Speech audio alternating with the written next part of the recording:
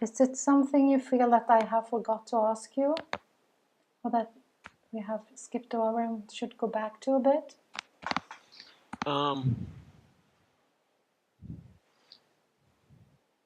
Let me look here. There were a couple of issues I jotted down. Yeah.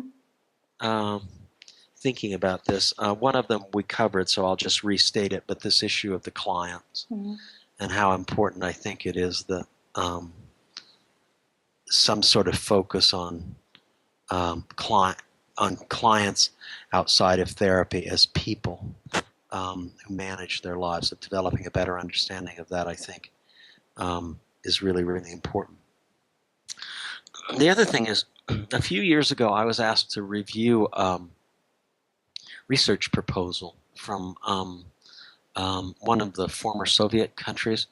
The government was funding projects on democracy. They were interested in the values of democracy, the institutions of democracy, and so on. So they had invited a number of researchers to put together research proposals for looking at that.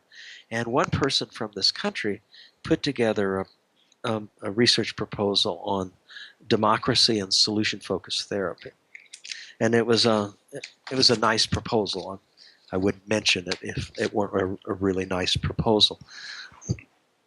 And but that idea has stuck with me, that here was a person, a therapist, I'm sure, who was thinking about solution-focused thought and practice in much bigger terms than we normally hear about. Like if you go to a conference and you hear, people talk about this kind of client and that kind of client and all of that sort of stuff.